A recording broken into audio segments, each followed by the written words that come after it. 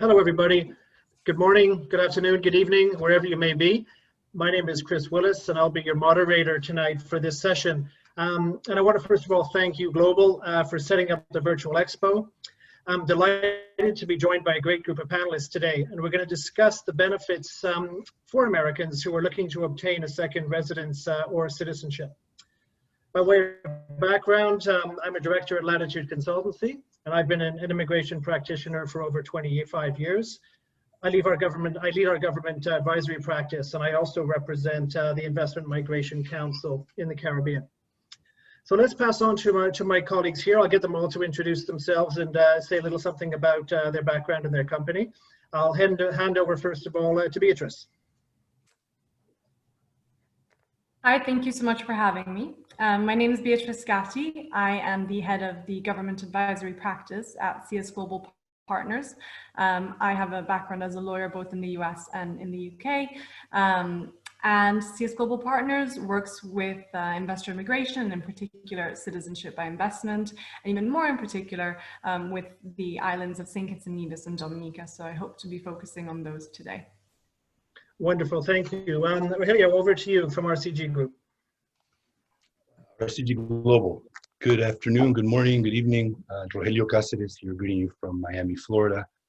I'm the founder and CEO of RCG Global, a first US-based investment firm to focus exclusively on the emerging opportunity here in the United States to attract investors from the United States into foreign markets under the RCBI program.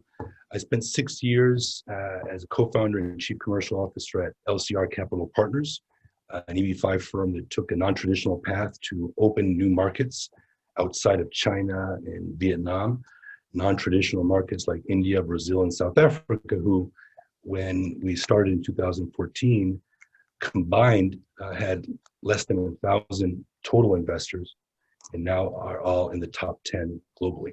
So applying the playbook that we developed there is an opportunity I look forward to working with my partners on and developing along with everyone here on the call. It's a phenomenal opportunity, and I'm looking forward to see what happens here in 2021. Wonderful, thank you. Tiago, over to you in Portugal. Hi, Chris, thank you. First, thank you, Uglobal, for the invitation.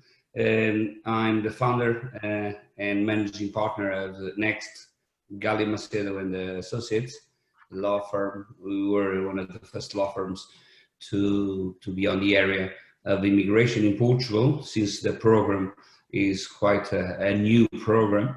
But we've been doing this for quite a long time, since we were out of PwC. We are a spin-off of PwC law firm in Portugal. Well, we've been doing this for more than 20 years, and we love to do it, basically. Wonderful, thank you. And finally, Patrick, over to you, please. Hi, everybody. My name is Patrick Peters. I am the CEO of Client Referrals. Our group of companies is the leader for Canadian immigrant investor programs and Antigua, especially the Caribbean passport programs.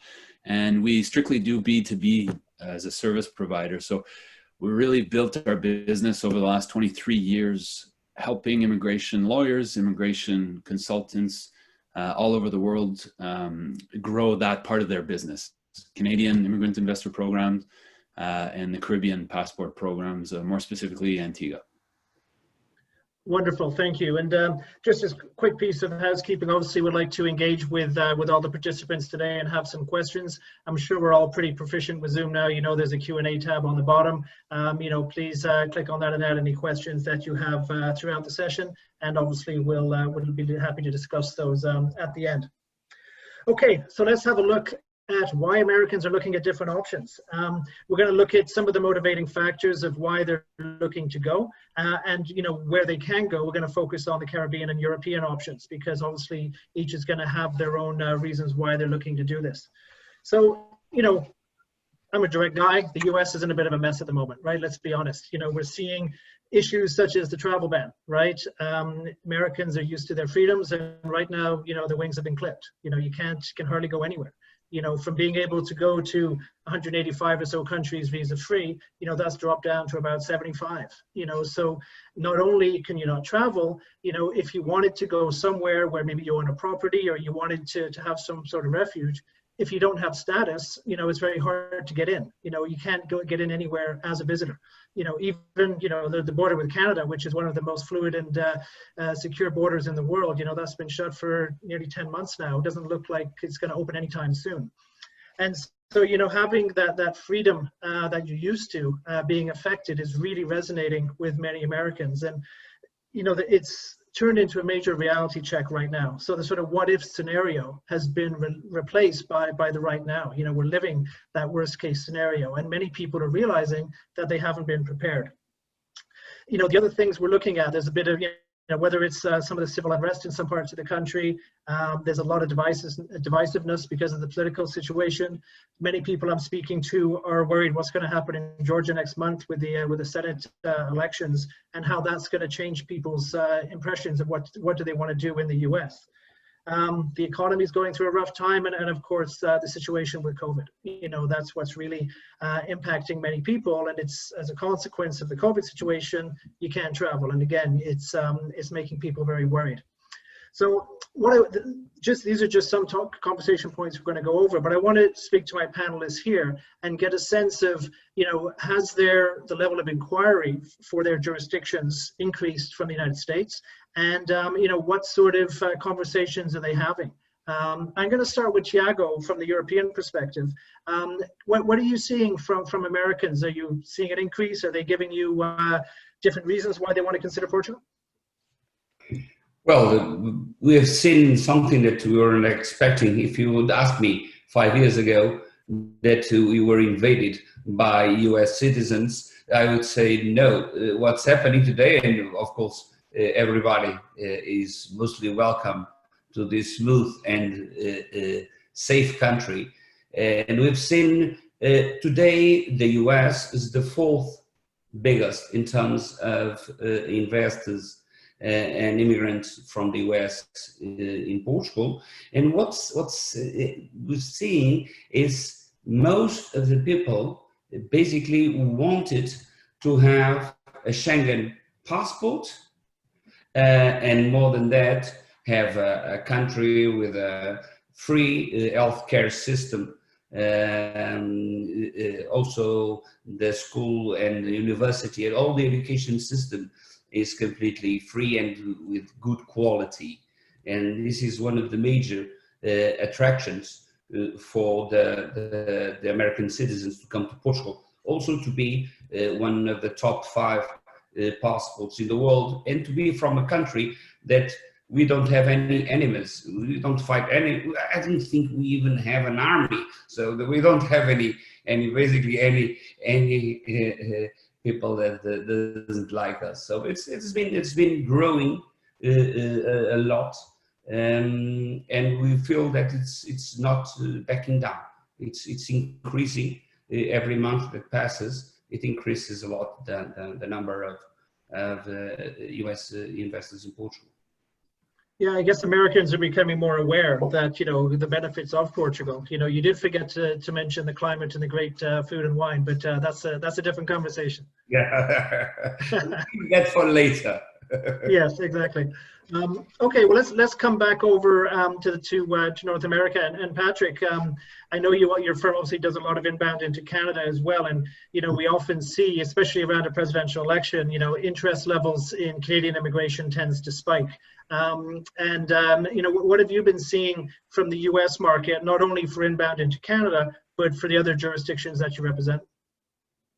It's interesting, Chris, because we're lucky that we get to see both worlds of immigration. What I mean is the inbound to Canada. It's really a destination. It's the program where somebody wants to actually leave their home country and come to Canada, versus the Caribbean citizenship programs where they're happy in their home country. They want tax planning. They want a plan B. Let's just go out and get this convenient and simple second citizenship. And yeah, we've seen an increase in both. Like you said, ever since the 2016 campaign, there has been a spike in Americans coming to Canada. Whereas in the decades prior, we were losing Canadians to America, live the American dream. Even more than the last 5 years, we've seen a bit of a shift the other way around. You know, to echo a little bit what Tiago was saying, Canada is offering, you know, top education, top medical, and it's all paid for by government. It's consistently ranked as not a number one in terms of quality of life, but the number one in terms of quality of life, in terms of ease of doing business. You know, we have a great economy. It's a large country. You know, Toronto, in terms of a metropolis, just recently, I think 2 years ago, overtook Chicago in terms of population size. So, you know, it's third in rank behind New York City, LA, Toronto. And so Canada has a lot of things to offer to Americans, which are similar to home and close to home. And so I think that's why we're seeing that shift happening. And same thing in Antigua and St Kitts, especially Antigua, because it offers a great passport, which is that plan B that they're looking for. But in terms of the Caribbean CIPs, Antigua is very developed and advanced, and offers that kind of quality of life as well. And so yeah, it's been interesting to see, and it's fun talking to them and seeing their different perspectives. Like you said, Chris, we're seeing such a divide amongst Americans at the moment, and it's very interesting having these conversations with them as to why they're doing it. You know, some of them just want a plan B. Some of them are fed up and they want to get out and take a break and like come to Canada. But yeah, it's both of the avenues offer a different solution for whatever the person is looking for. Wonderful, thanks. We're gonna expand a little bit on that as well, in terms of, you know, are they actually looking to move the whole family, off we go, or is it just having that plan B? You know, part of the title of our panel is a non-traditional insurance policy. So it's having that passport in the back pocket, so it's there if you need it. And you know, we've been saying before, many people aren't prepared and they need it now but haven't got it. So it's the, you know, shutting the barn door after the horse is bolted scenario. And so, you know, a lot of the conversation I'm certainly having is educating people, realizing that these programs exist and what the benefits are. Beatrice, I'm going to ask you as well, as obviously you're focusing on, you know, with Dominica and St Kitts. What are you finding in terms of inquiry levels and conversations you're having with Americans looking at a second citizenship? Yeah, absolutely, Chris. So to begin with, I was quite lucky yesterday to be talking to 3 of the heads of the citizenship investment units in the Caribbean, 2 of which were from St Kitts and Nevis and Dominica, and they told us that they were seeing a lot more interest from the United States, which I'm sure is more interesting to our audience than what CS Global is seeing, although that is also reflected in our company. And I think, you know, to sort of reflect on what Patrick has said, it is definitely the case that there are those traditional reasons why someone would want a Caribbean citizenship.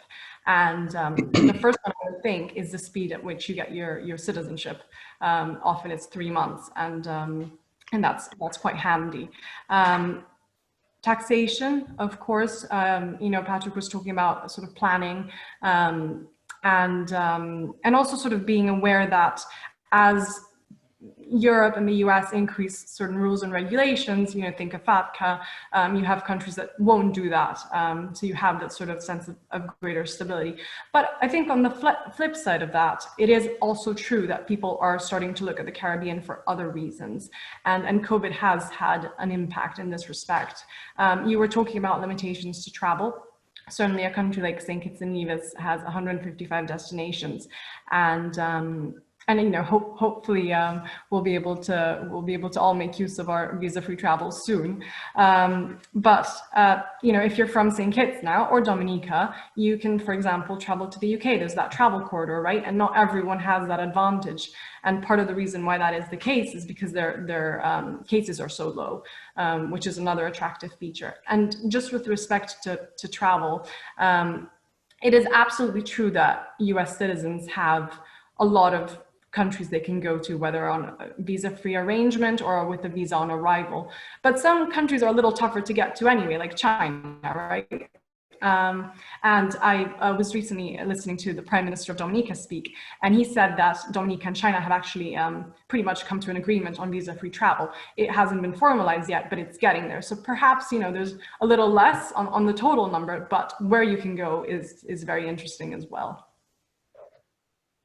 Yeah, no, you're absolutely right. I mean, people often compare the numbers. So countries you can visit visa-free, but sometimes it's the quality, you know. So someone may say, look, I definitely want to be able to go to South Africa, and out of the Caribbean ones, you know, Antigua is the only one that offers that. So, you know, it comes to the shopping in terms of where they want to go. And so that's a very valid point. And, you know, things like, you know, you mentioned St Kitts and Nevis, you know, population just over 50,000 has got more strength to its passport right now than the US did 200 million. Right, which is quite an interesting flip, you know, in terms of, you know, what the real world is at the moment. And so, you know, as you said, you could travel, if you had gone ahead and had the foresight to get your economic citizenship, let's say in St. Kitts and Nevis, you could travel to Europe now, you know, you could do certain things that you can't just as an American citizen. Rogelio, how about you? What are you seeing on the ground there in the US? Well, I see a lot of press, I see a lot of, you know, news articles, and it's certainly picking up more steam. You'll see the New York Times, Washington Post mentioning there's more interest. But one thing, as we all know, is interest. The other is actual investors.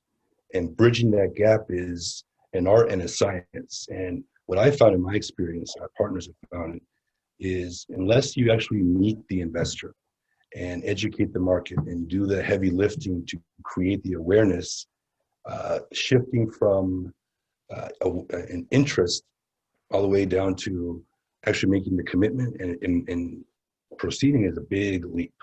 So until the industry and others, you know, besides RCG Global, really try to focus on creating the awareness in the local communities, explaining that this is not does not mean you have to give up your U.S. passport. It's not anti-patriotic. It's an insurance policy, and we all have insurance policies for everything else. Why not for something as important as the conditions that pandemic has really surfaced? And so once that message is really delivered continuously by the industry at large, I think the numbers will reflect all this interest that we're seeing. I took a look at, it's hard to find, right, interest numbers, specific numbers in this industry. That's the case for any industry like this. But, you know, you can try to approximate certain things. Knight Frank, the Global Wealth Migration Review, does a study each year that quantifies the number of millionaires that are leaving the country, the number of millionaires that are coming in. You've all seen this slide here in the industry, I'm sure. You've all seen this type of slide. What you'll see is some big numbers of folks leaving China, leaving India, leaving Russia, but, you know, the U.S. is not on the map. It's not even anywhere to be seen. And so a lot of promising interest. It's an excellent opportunity now. I think the pandemic has really shifted so many different industries, including this one. Working from home means working anywhere. And, you know, from a business perspective, it's a global business. If you can't see your customer, if you can't engage in your local community, you're not going to be a market leader. So there's many different ways to convey the urgency of seriously considering it.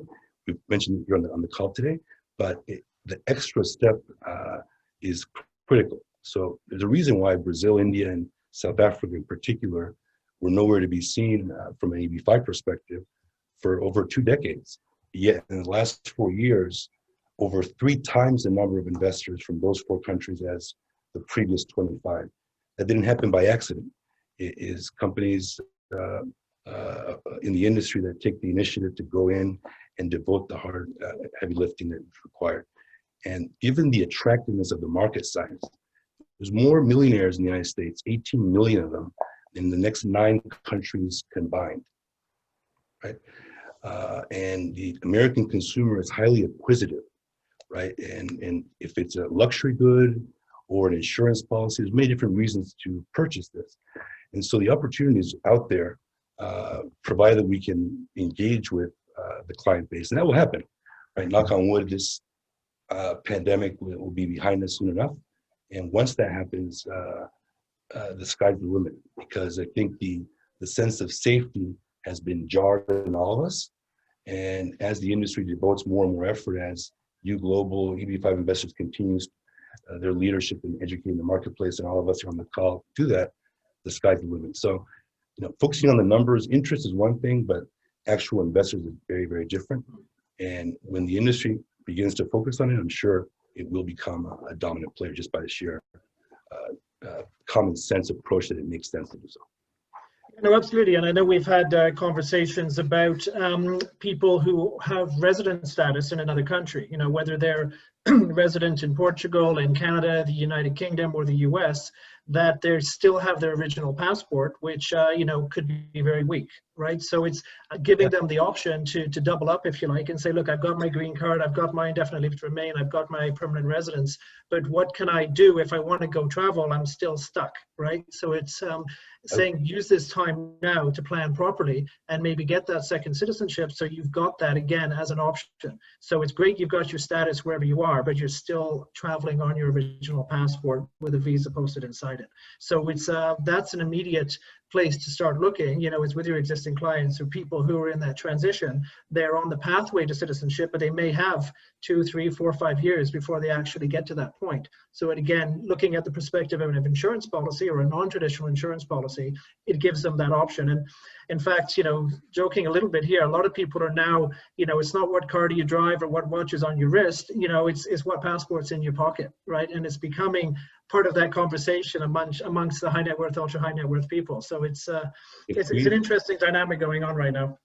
If we start to see passports on Real Housewives of Beverly Hills, then we really jump the shark. You're right. It becomes a luxury good to that level. We'll all be busier than ever. It's your idea, the idea you mentioned around targeting EB5 investors that have already received a green card or are waiting for the green card, or E2 investors that are here that have weak passports. Phenomenal idea, Chris, that you mentioned in our prior call. And I'd encourage the audience that's listening that has deep connectivity with the EB5 investor community to partner up with the folks in the industry that can provide an additional solution that doesn't take anything away from their green card, but enables all the benefits there. So I really love that idea, and I totally agree with it. Wonderful. And one of the things that we've been speaking about is are people looking at residency, or are they looking at citizenship? So is it purely the passport in the back pocket, I've got it when I need it, or as Patrick was saying earlier, are people saying, look, I want residency, I want out of the US, I want to go and spend my time in Portugal, I want to spend my time in Canada? Are you seeing, Tiago, for you in Portugal, obviously it's a residence program, are you seeing Americans communicate with you saying they don't want to come and just do their 7 days a year, but they actually want to spend more time in Portugal because they find it's a safer refuge, it's a better quality of life, it's more secure than what they're, say, experiencing in the United States? Yes, Chris, what we've been seeing is a shift because in the previous years, we would have people from the West that wanted to come to live in Portugal as a place to live, basically.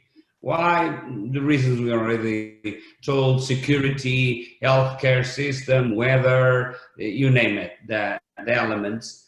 And it was quite easy from an investment of only 280,000 euros investments on real estate, and from start over there up, you can basically come and live in Portugal.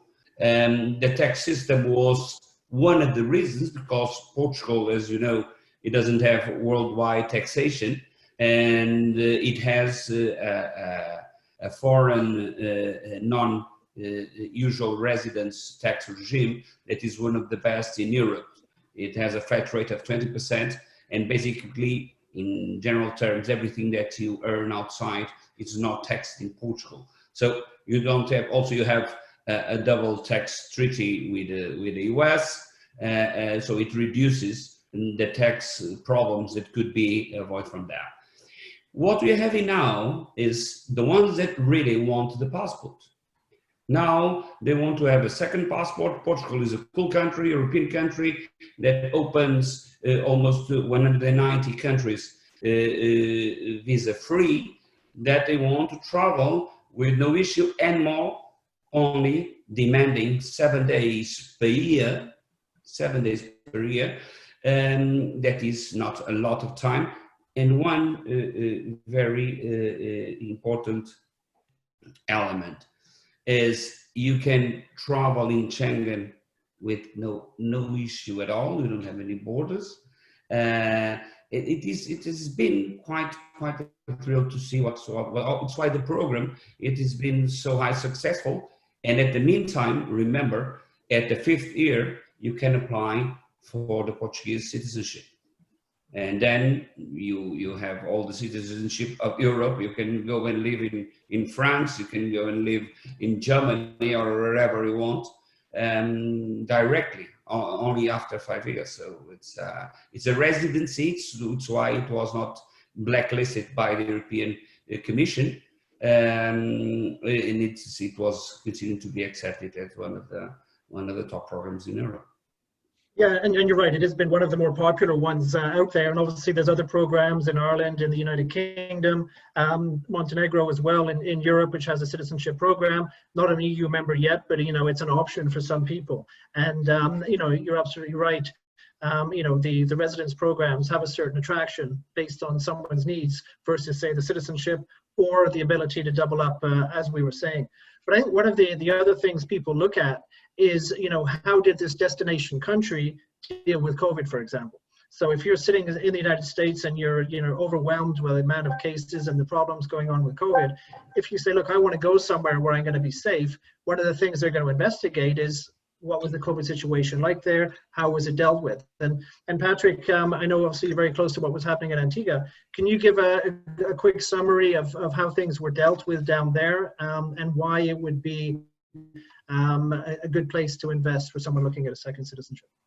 Well, they handled the pandemic quite well. I was there actually in March when, everything kind of happened in US, Canada, the Caribbean, Europe. We all kind of shut our doors at the same times. And Antigua did the same thing, just shut it down. And they were COVID free, I think, in May, if I recall correctly. And they get a case here and there from time to time, but it's managed very well. And they've even implemented, because it's been an attractive destination, the Prime Minister announced this nomad work permit. So it's very, very easy. It costs next to nothing, and you get a 2-year work permit. You can head down to Antigua and live and work there tax-free.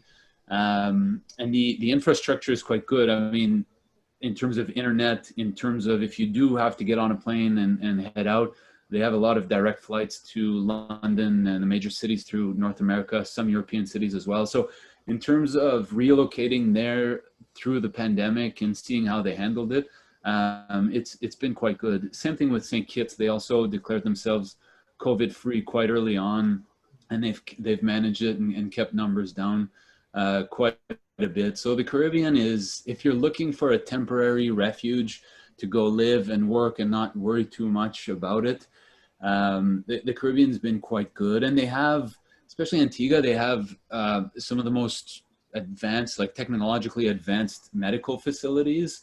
So it's something you want to consider, right? A lot of our clients are middle-aged. They've accumulated a certain amount of wealth and financial independence. And so healthcare comes into play. And it's quite comfortable. It's something that is definitely an advantage in terms of relocating there. I have a and it's certainly Antigua and St Kitts, as you mentioned. I mean, Cayman Islands, where I've been based for a while, is the same. They literally shut the borders and said you have a 2 weeks notice, either get off the island or stay on. But once this date passes, we're shutting the borders. No one's in, no one's out. And it's a pretty hard measure. But what that reinforces is that, whether you wanted to go to Antigua or St. Kitts, if you're not a citizen, you're not getting in. It's as simple as that, right? You're not going to turn up as a visitor, flying on the, on the American flight from Miami and say, hey, I'm here because I want to have a holiday. They won't let you in. They won't even let you on the plane. But if you are a citizen, then you have the right for entry. And that's another reason why, if you can't get anywhere on your US passport, it's great if you have a place, in the Caribbean, but if you can't even get through the airport, there's no point, right? So it's all about the planning and preparation. And, we were talking, Beatrice, as well, about a sort of two-for-one type of approach where, you know, someone could be in the US, they want to possibly purchase a property for lifestyle reasons in the Caribbean, but they can use the purchase of that property as a vehicle to acquire second citizenship. You know, so they're able to get that double benefit, you know, of investing into an asset and having the status. Do you want to expand a bit more on that, or your experiences in St. Kitts and Dominica around COVID? Sure. I can do a bit of both if you want. I had a couple of good stats on COVID. St. Kitts and Nevis had a total of 25 cases. Dominica 75, and neither of those islands had deaths, which I'm sure Patrick is also aware of. So excellent record. In fact, the Prime Minister of St. Kitts was on the BBC being interviewed because of how well they'd managed the pandemic. Now, with respect to your question about real estate, it's very interesting. In the Caribbean, there's usually two routes to citizenship. The first one is a direct investment, direct contribution. And that is just what it sounds like. You contribute money directly to the government, and then you have the option to buy real estate. Now, traditionally, it's always been the case that this real estate had to be government approved real estate, and that you had a hold period associated to it. So you had to choose out of a sort of list of available real estate that the government had selected. Dominica has a very limited number. We're looking at about 8 properties, I think, and they're all high-end resorts. You know, big names like the Kempinski, for example, and you get to buy a share of that. And St. Kitts, on the other hand, is slightly different. So they do have that system as well, where you can purchase into these sort of big resorts.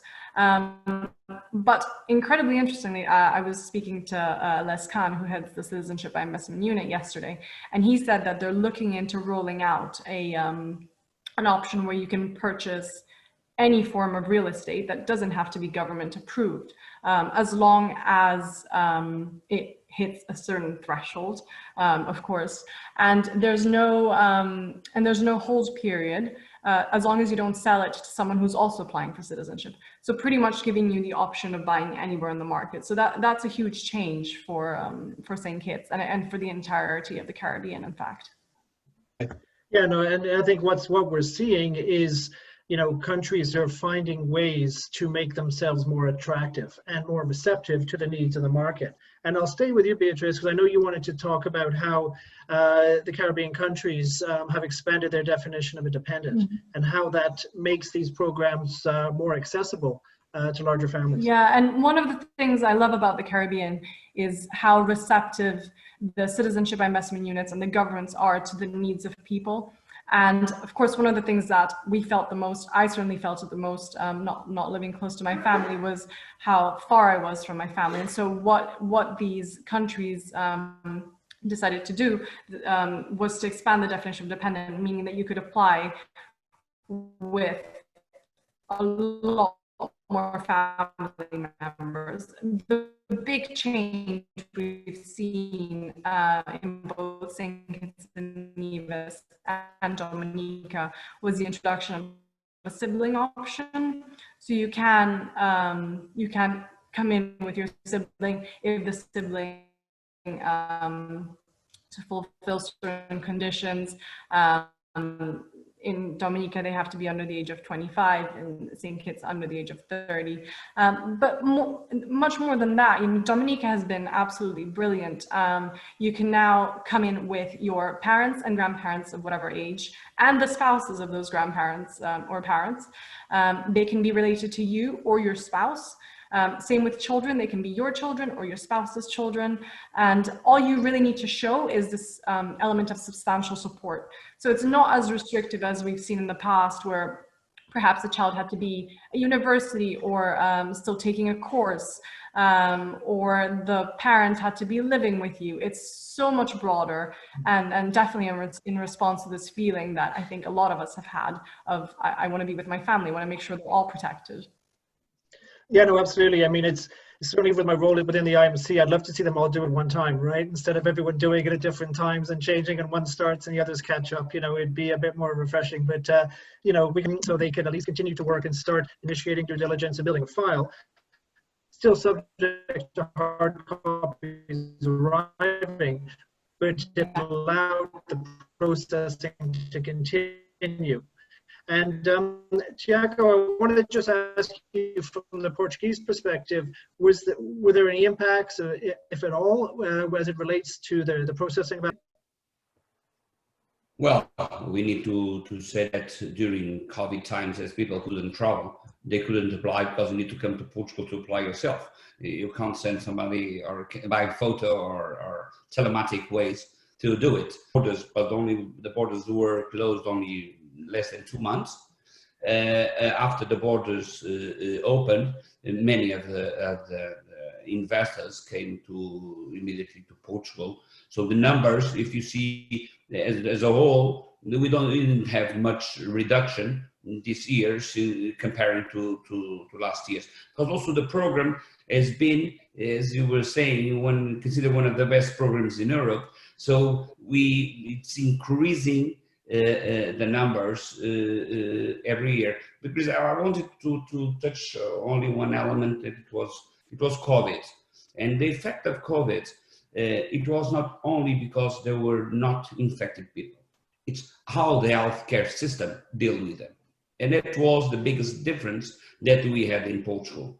In the first phase, it was nothing compared to Spain or Italy, unfortunately, or even France or England. But the second phase was harder. It's still a little bit hard, but you see the healthcare system completely approach it with the right way to solve the issues. And this is where you see the structure. It does exist. It's there, and it's been tested to its limits. And even on that, it was coping very well with all the pandemic that's happening here. Also, the process, vaccines and everything is going to be very normal. So it's going to begin during this month, and we hope in June by next year we could have a normalized country, and more than that, continuing to be the best country to visit, consider, and also the best country to retire in Europe today. So it's been these definitions and these changes that has happened in Portugal by good infrastructures, the airports and everything.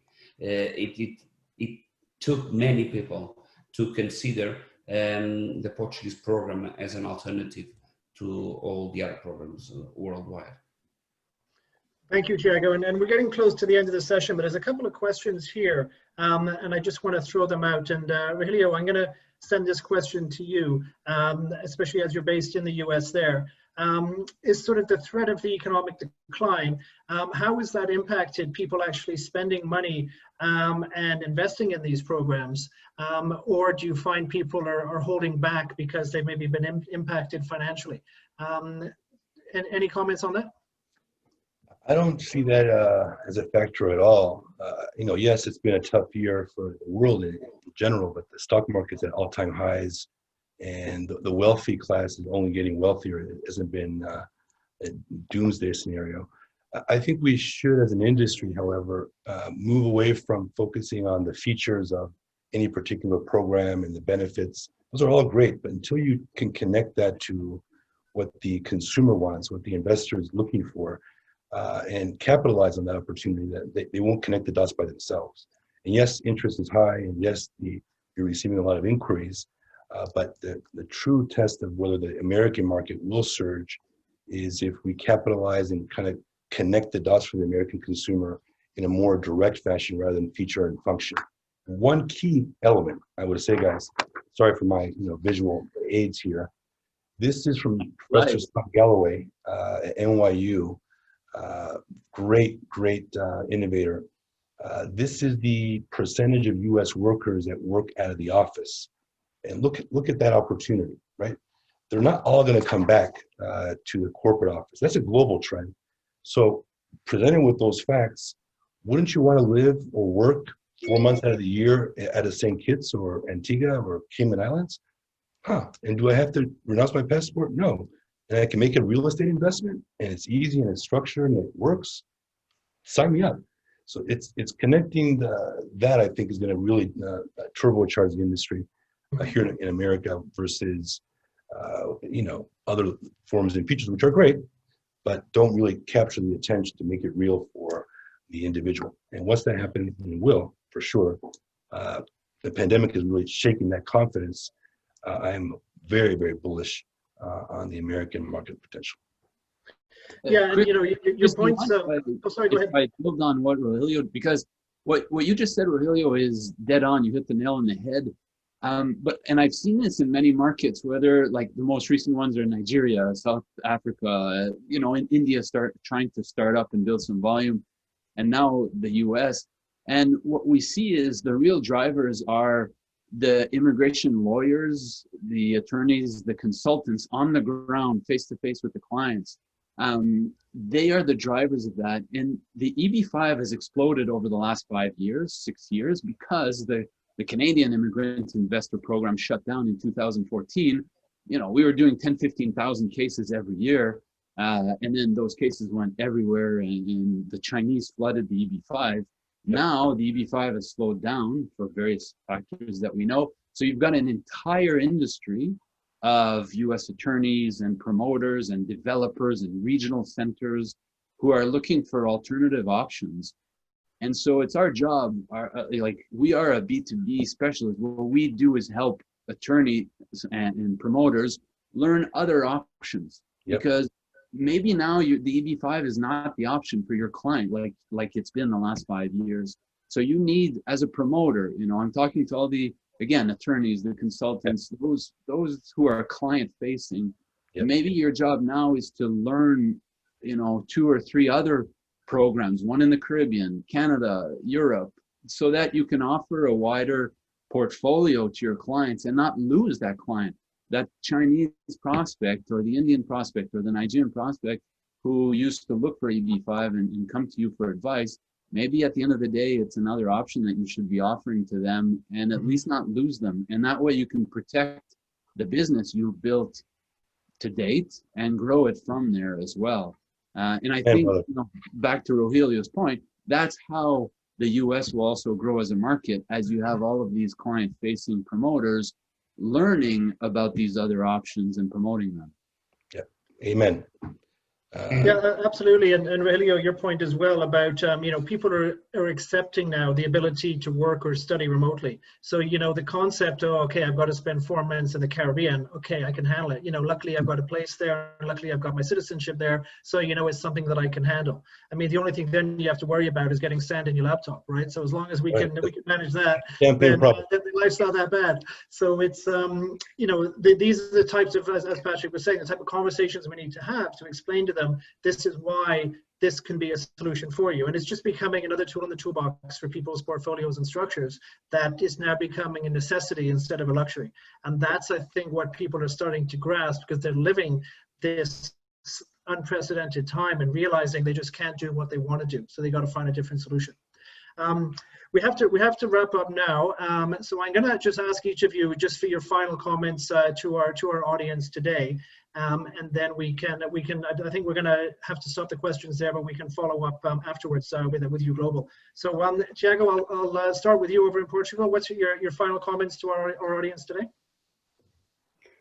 Well, respecting the subject of this talk, I would say that it's for us honored to receive all American citizens that want to travel and live in Portugal. We've been allies for many, many years. We've been speaking the English. It's not as good as the Dutch from non-English country, but I would say the levels of English in Portugal are extremely good. And all of those elements, the weather, to be the second safest country on earth, this is elements important to have the people here. It's why we invite them, come and see, and then decide by yourselves, because it's important, and it's a passport that we were talking before. We see many applicants from Asia that as the time for the EB5 was so long, that they, in the meantime, they would get the Portuguese residency, and once they would get the EB5, they would they would have 2 passports on their hands. This is something interesting, as Patrick was already saying before. Thank you very much, and congratulations, Chris, to you for this magnificent conference. Thank you, Tiago. Well said. And Beatrice, final comments from you, please. Yeah, absolutely.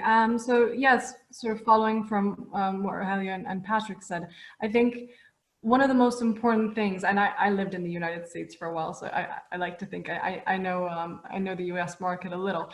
But one of the things that COVID has given us is a sense of I need to achieve this now. Like you said, there's people who've sort of realized now that they don't have this extra citizenship, and which countries can give you a citizenship really fast. And the answer is the Caribbean. We haven't really spoken about timeliness that much tonight, and maybe it's worth mentioning that from submission of an application to your approval in principle, it's 3 months. And in St. Kitts, you can reduce that to obtaining a passport in 60 days. And that's fantastic. That's sort of, in a millennial world where we want everything immediately, it's kind of perfect.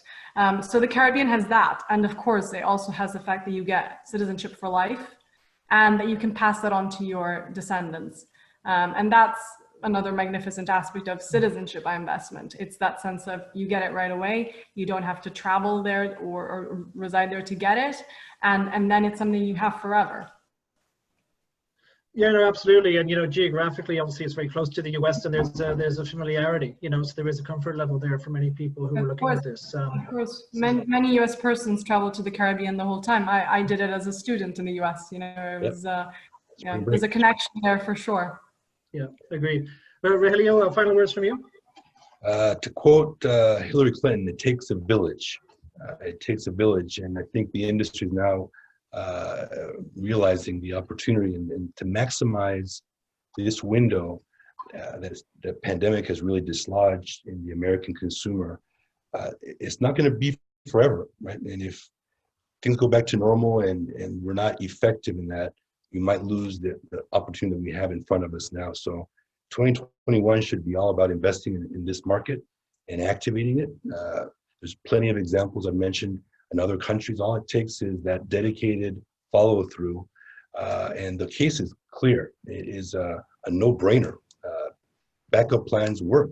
We should all have them, and that's going to resonate as long as they, you know, hear it and believe it and are walked through that process. So, Patrick, I couldn't agree with you more. Activating the EB5 ecosystem, not to abandon EB5, but to add these types of offerings.